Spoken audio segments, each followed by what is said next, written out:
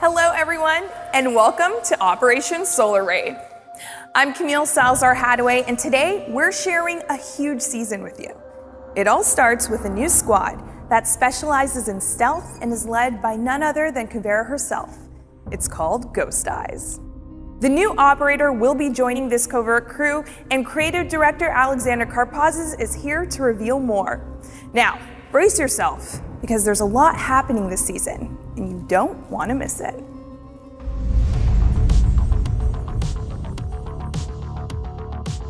Hey everyone, super excited to introduce Operation Solar Raid, probably our biggest season ever. From top to bottom, we're adding a ton of features that you've asked about, including cross-play, cross-progression. We know this has been really important for you. The team's been working super hard to deliver it, and we have so much more. This season, we're introducing another new squad. It's Ghost Eyes, led by Kavera, and a newcomer, Solis, is joining the team as well. This is the squad of secrecy, the squad of stealth, and the squad of intel. And you'll get to learn a lot more about their story when we launch the season later. We have Solis, the new operator that's joining Rainbow 6 and the Ghost Eyes squad. And we have a new map, Night Haven Lab, an amazing place to explore and to battle. It's unlike anything else we've ever introduced in the game, and we hope you have a lot of fun exploring it. Anti-cheat and anti-toxicity is one of the most important topics for us, which means it's really special for us today to introduce the reputation score in-game. It's coming to you in a beta phase, so you get to know it a little bit more, and we're introducing more security features in our game to make sure that it is more resilient and more fair for everybody to play. All of this and much more, we have quality of life features that are coming in, balancing changes that are coming in, and even more on top of that. So we can't wait to share everything that the team's been working so hard on this season. Operation Solar Raid is coming, and it is a big one. But before we break it down for you, here's a glimpse of your new operator in action on the new Night Haven Labs map. Solis joins the defenders with an electronics detecting augmented reality headset that allows her to not just spot attacker gadgets in action, but also reveal them to her teammates. In the asymmetrical battlegrounds of Siege, intel is power, and Solis delivers the goods. Attackers will have to play smarter this season, as Solis, the new defender, has her eyes on their gadgets. So how did her high-tech look come together? Concept artist Sunshine Kim will tell us more, while director of gameplay design Jeremy Carvin and game designer Dominic Clement give us the details on her gadget and the new opportunities it unlocks.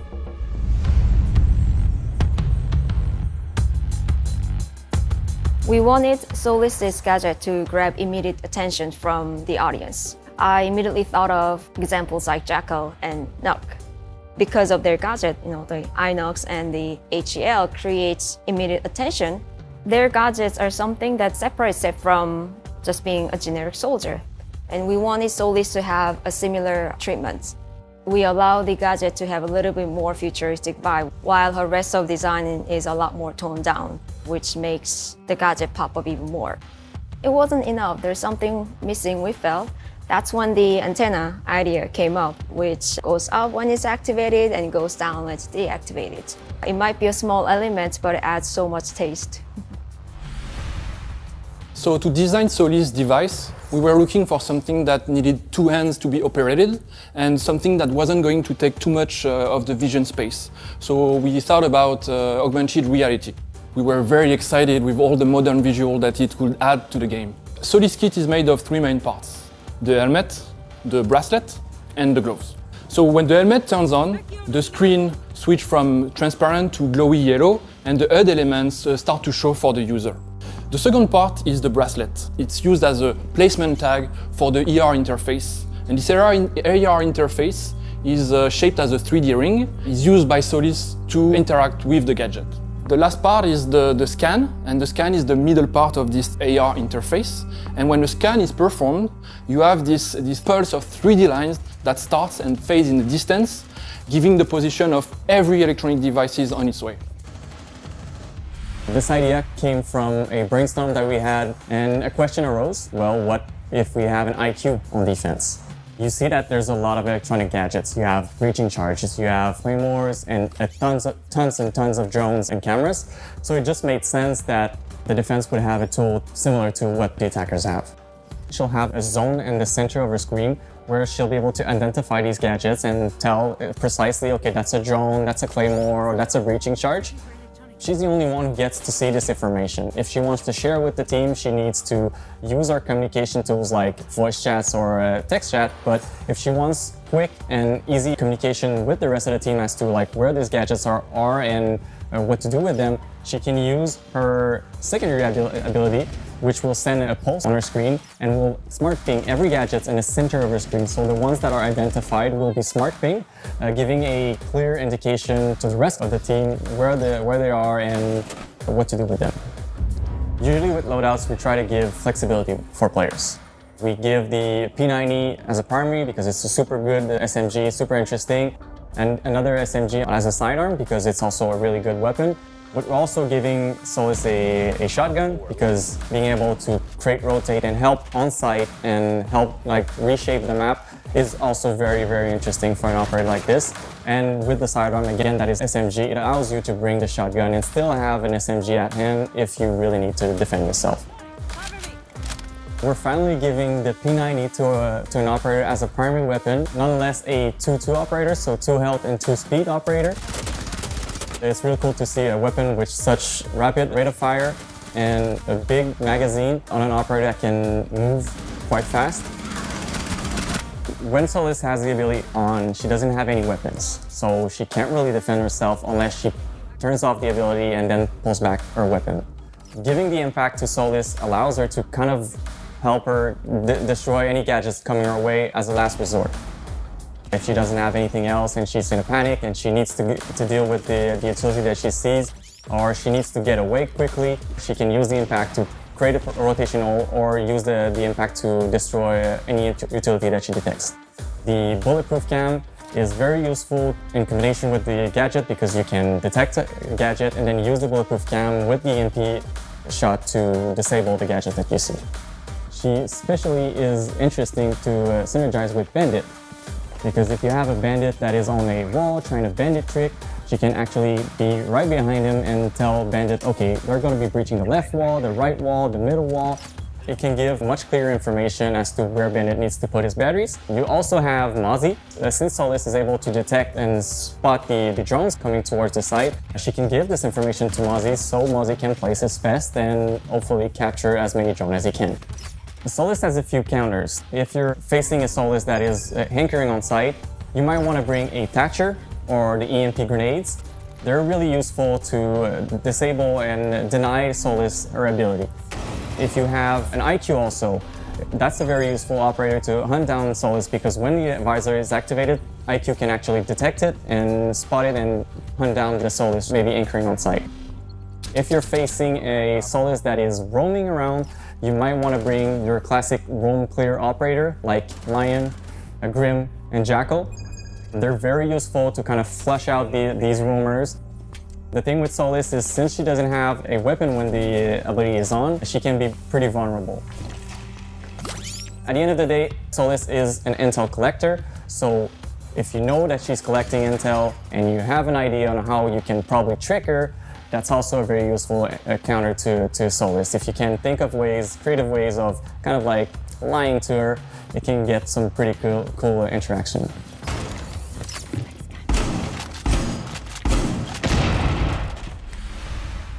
Nighthaven Labs. It's an imposing research base, and it's the new map coming in Operation Solar Raid. Now, I told you about banning maps last season, didn't I? Well, let me tell you this. You won't be able to ban this map at launch. You'll hear more on that later, but for now, Team Lead Jeremy Dowsett is here to take you on a tour of Nighthaven Labs.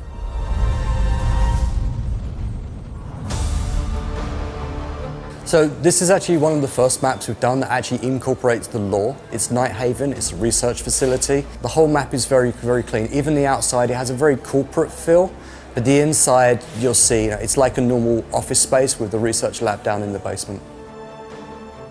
So the basement only has one bomb site. It's optimized for navigation and flow. And we went for a more optimized design, so it's quite compact in its shape, but there's a lot of entryways from the exterior helipad, and there's lots of ingress and egress that you can actually do to the sites. There's a little Easter egg down there, hiding away, not so subtly. So first floor has 2 bomb sites. It's very clean, there's a cafeteria, there's lots of small rooms, big rooms, there's a warehouse there with some exterior walls. The warehouse is super interesting when you get close to it because it's an open area with a catwalk above it. So what you're gonna find, especially if you're playing on the second floor or you're trying to come in from the second floor, dropping down onto the first floor, you're gonna find it's interesting. The entryways on the catwalk give you some quite interesting sightlines and opportunities for quite sneaky and quite fun kills. Second floor, like the basement, only 1 bomb site. It's a little bit smaller, a little bit more compact. The warehouse is an interesting entry point because you're obviously exposed from gunfire below because of the catwalk. You go into the command center and servers, which are the bomb sites. And there's a couple of breakable walls off of the warehouse catwalk. There's an exterior wall on a balcony that allows you to get in quite quickly and hold some angles. And then there's meeting and electrical. On one of the roofs, there's a risk versus reward run out to reinforce a hatch. Otherwise, it opens up some pretty interesting lines of sight, but you need to, wait for the prep phase to finish, get out, and so break the barrier, get out and go do it. The map should be going into all of the playlists that we normally release upon. It's not the same as any other map. There's unique things in this one, and the map looks superb. The artists, the lighters, everyone did such a great job on this map. I'm looking forward to the reception. Playing with your friends is important. Sometimes they play on another platform. We know you've been waiting for this feature for a long time, and it's coming this season. Crossplay and cross progression. We're delighted to have associate producer Deanna Stanley to tell us all the details.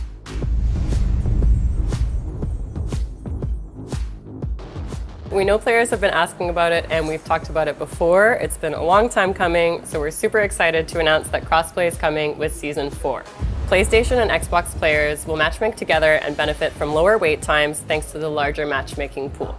Now for crossplay, PC and streaming platforms will be kept in a separate pool from consoles. We have no intention to merge these two communities right now, but we're super excited to bring our console players together. You can invite players through both first-party platforms as well as through your Ubisoft Connect overlay.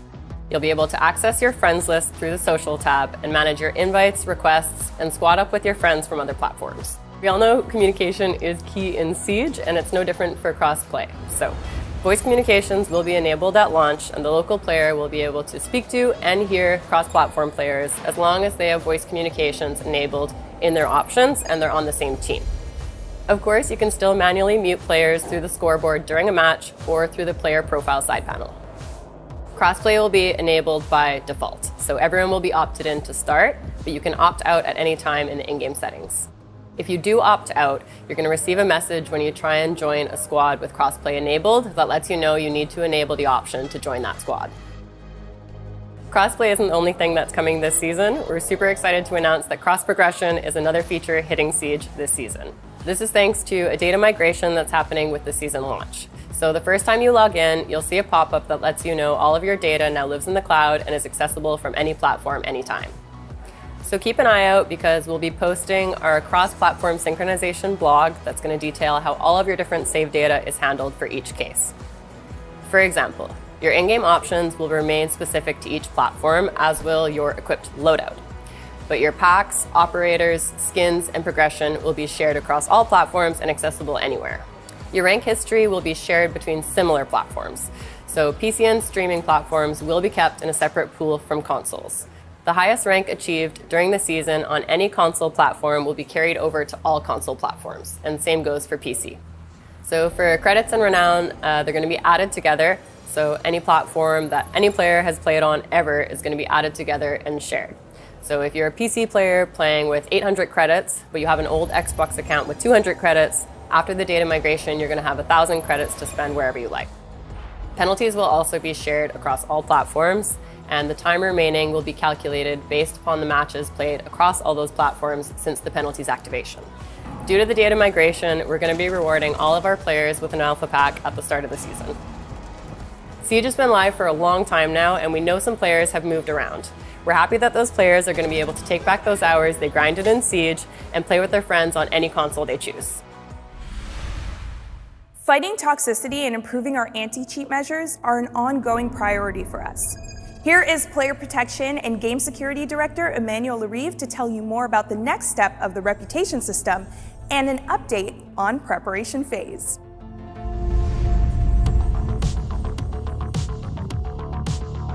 With the new season that is coming, we are very happy to announce that we will be launching the new reputation system. Since 2020, we have been deploying part of it during a shadow deployment to gather a lot of data from our player base in order to provide a sustainable solution for the long term. We will be starting with the first release in a beta display. The scoring will be private to yourself and available for all players. The reputation system will be looking at your gameplay behaviors, but also your interaction that you have with players. Based on that, it will paint a portrait of you and assign a specific standing. Then based on this standing, we will be triggering, during year 8, a set of actions that will be bonuses or penalties. More and more you have a high standing, more and more we will be applying modifiers to you in terms of alpha pack, renown, XPs, and special drops. When we talk about penalties based on your low standing, we mainly talk about game restriction toward the game mode. So for example, a player will not have an access to the competitive playlist, but also the test server. But we will also have restrictions and modifier to the currency, the alpha pack, the progressions. So this first release will be very important and key for our success. We will be informing all players about how they are being perceived by the system, but also by the other players, so that they can act accordingly, but also adjust their behavior or interaction with other players. By providing guidance, information, and by bringing this new standing icon, we will be improving the play experience of everybody. By the way, I want to share with you some data toward the reputation penalties. We have seen a decrease of friendly fire by better guiding and informing all players. When we are looking at the number of rounds impacted with at least one team kill per round, we can see a decrease of 10%. And I'm talking about per round, not per match. So this is great. We want to move away from the toxicity that the people are facing, and we want to improve the gameplay experience and provide a safer place for everybody. This is key. We are very glad to say that we will be removing the friendly fire from the preparation phase. We heard you. By removing it, we are just securing the whole experience for everybody. So there will be no mistake anymore, so that everybody can focus on their preparation phase and then start the battle. In terms of design, if you shoot at a teammate, there will be no damage, there will be no reverse friendly fire, and the bullet will not go through. I hope you will enjoy this new change, and we will be looking at your feedback during the season launch. We are always looking at new solutions to bring more security into the game, but also to better protect all players against cheating. And this is a priority for us. The team, over the past months, has been working hard to bring a new security measure to fight cheating. The goal is to decrease the cheating problem that you are facing, and we are really confident in this new solution that we are bringing into the game. We will monitor the effectiveness of it on our player base, on the cheater, and for sure, I will come back to you with some insights.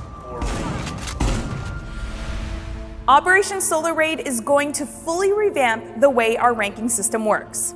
It is now time for you to shine in Ranked 2.0. Associate producer Killian Callow will break down the whole host of changes that are coming. Get ready to play more ranked.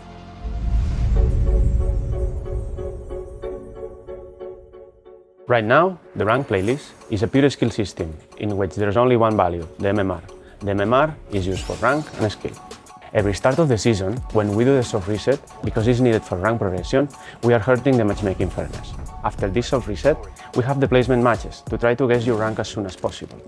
What are the changes in the core system? We are splitting skill and rank into two different values. The skill, in one hand, will be hidden and only used for matchmaking.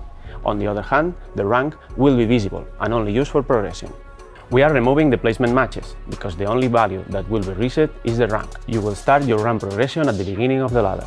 From now on, there will be rank points. There will be also 5 divisions per rank. Each division will have 100 points.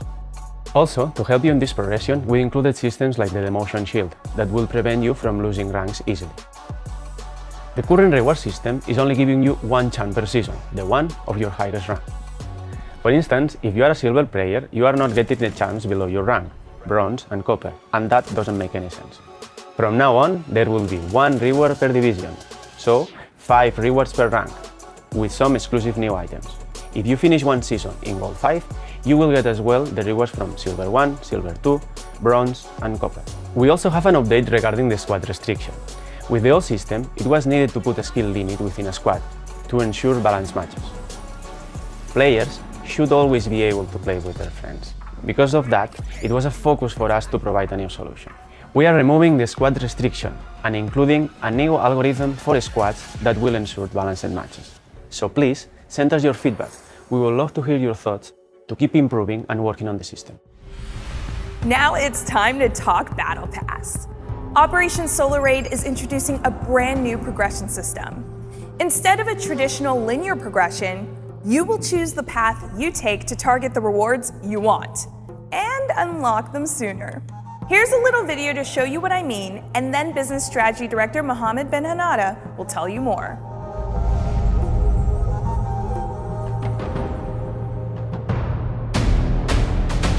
Rainbow Six Siege Battle Pass has evolved to become more tactical, offering you new ways to unlock the rewards that matter to you faster.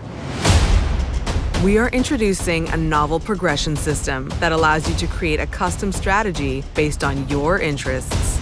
As you navigate the map, you can choose what paths and rewards to prioritize. For example, if you main Smoke, you can follow the most efficient path to collect all Smoke-exclusive rewards. Each time you go up one Battle Pass level, you earn Battle Pass tokens. Now you can actively use these tokens to unlock tiles.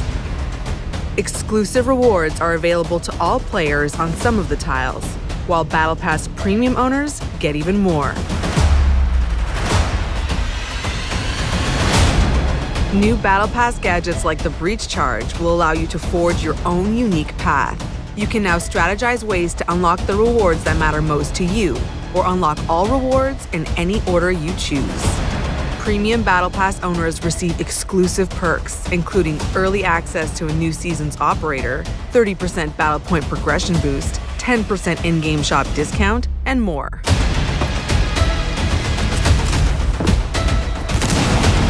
Rainbow Six Siege New Tactical Battle Pass. Plan your path, progress your way, pick your rewards. We are really thrilled to bring this new Battle Pass system to our players. We're giving you more choices and more ways to progress into the Battle Pass in order to unlock the rewards that you want first. This is going to be the new Battle Pass standard going forward. And as you saw, we've also added new gadgets for you to interact with the Battle Pass, such as the Breach Charge. Going forward in the upcoming seasons, we'll be bringing more gadgets, so stay tuned for that. In April of 2019, we launched the Rainbow is Magic event. This was one of the most appreciated events from our community. One key aspect that was well talked about in the community was the drone skin, the cute little cat that we've had. So I'm really excited today to announce that we'll be bringing drone customization to the game. First off, it will launch in the Battle Pass, but stay tuned because it will be also available in events and also in the store in the future. Next up, we've got balancing updates affecting some operators' health and speed, as well as changes aimed at leveling the playing field when it comes to movement while aiming down sights. Here's game designer Robert Cole in our Barcelona studio.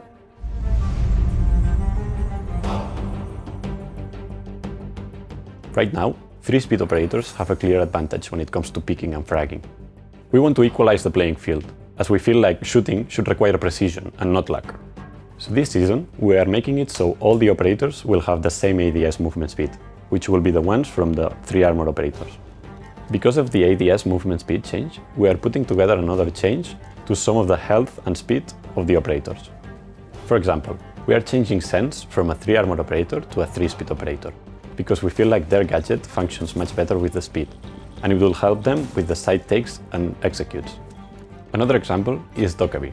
We are changing her from a 2 armor 2-speed operator to a 3-speed operator, because we feel like with her new speed, she will be able to move around the map and hack the defender's camera much better. Finally, another example is Osa, which we're changing her from a 2-speed 2 armor operator to a 3 armor operator, because we feel like the extra health will help her survive the shots to the limbs, the only exposed parts, while carrying the shield.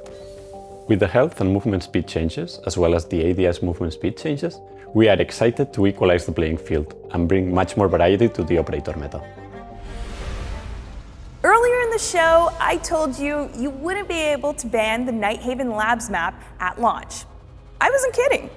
In this quality of life update, we'll tell you more about that, plus details on ability mode and more. Here again, our associate producer, Killian Callow, and game designer, Mathieu Lacombe.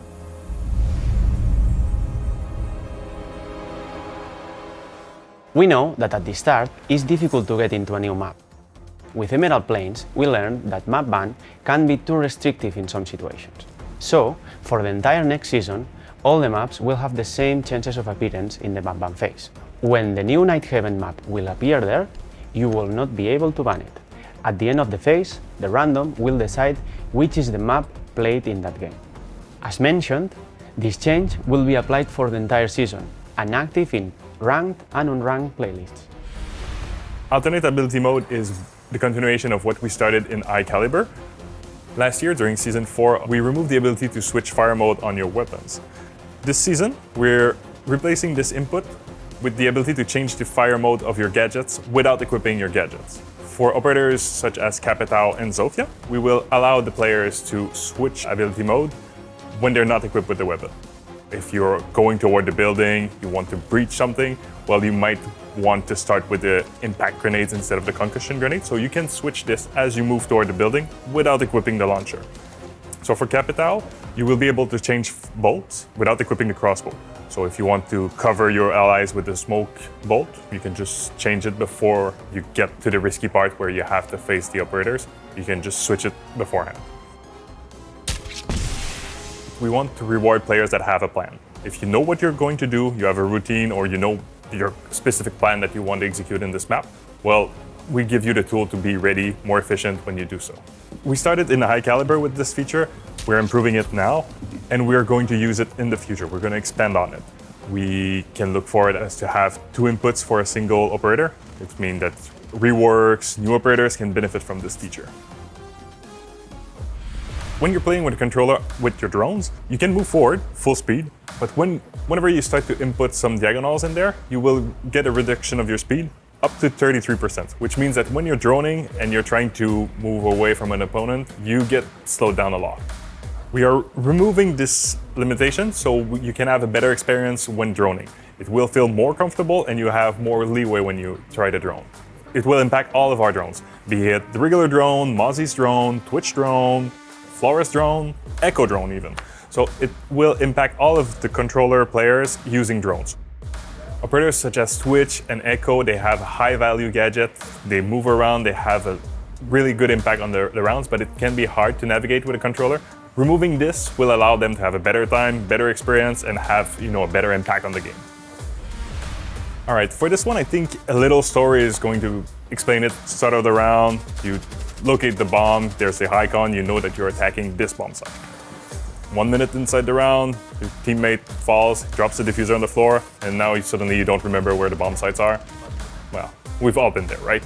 With this change, what we're trying to have both the bombs icon and the diffuser icon, so you know exactly what you have to do. What we have right now is you have 2 bombs icon or a diffuser icon on screen. We are combining those 2 together. If you discovered a bomb site previously, they will always remain visible.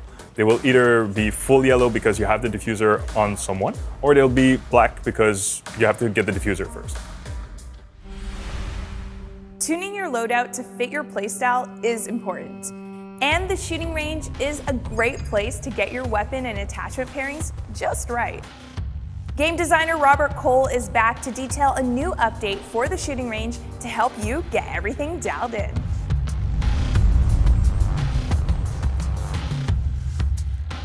We are very happy with how the shooting range is functioning right now. But it's true that players struggle to remember which guns and attachments they tested, as well as they cannot compare the recoils of the different weapons. This season, thanks to our amazing Shanghai team, we're introducing a new feature to the shooting range, the shooting records. It will be accessible through the same input as the scoreboard, and it will help players keep track of the different weapons they tested. We hope that this new feature will help players keep track of all the different weapons they tested, as well as compare the different recoils of the weapons. Now, as a player, you will be able to find the best loadout that works for you, without having to remember all the different weapons and attachments that you tested. The team is continuing to expand Siege's accessibility options to ensure more members of our community can play the way they want to play. From our Kyiv studio, associate producer Jane Gonchar is here to share more on new team color customization and advanced controller options.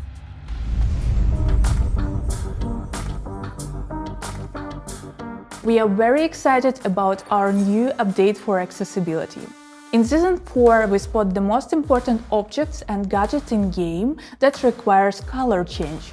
So now your team color preference will be applied to the generic gadgets, CCTV, drones, operators gadgets and their elite skins. Your team is blue and the opposite team is red by default. But we know for colorblind players it's harder to distinguish some objects in certain situations, so we brought ability to customize, starting with 3 colors: blue, red and orange. Your color preference could be changed and applied anytime you need it. As a positive impact, we expect players to faster recognize who owns object in-game. As an example, you are in attacker's team and the opposite team has Mozi. So when you enter the room and you see your drones and it's activated, you see the LEDs working and it's colored on your enemy's team color. That means that enemies hacked your drone and using it at the moment. In year 8, we aim to bring more accessibility options, so we are looking how to expand the list of objects, gadgets, lasers, and even bring more colors to customize. This is a process and it's just the beginning. Aiming is an important component for Siege, so later this season, advanced controller options will be available for console and PC players. By default, you won't see any changes to your aim. These options are intended for more advanced players, so you need to go enable it in a controls option menu. You will have the range of settings to tune your aim to get the feel that you're looking for. These options should help controller players to improve their gameplay performance as well as general comfort. We'll be listening to the feedback you have on this feature, since our goal is to increase flexibility and comfort for different inputs that we have in the game, so stay tuned. And finally, you could play Operation Solar Raid on the season test server this week. You could put Solus and your gadget to the test, explore the new Nighthaven Labs map, and get a feel for the new features of Operation Solar Raid. Have fun, and be sure to share your feedback on R6 Fix. Now before we go, we have that one more thing just for you. It was born of a collaboration that's close to our heart and sure to make a few new Yana fans happy out there. Here is the new Elite skin for Yana, inspired by Nier Automata.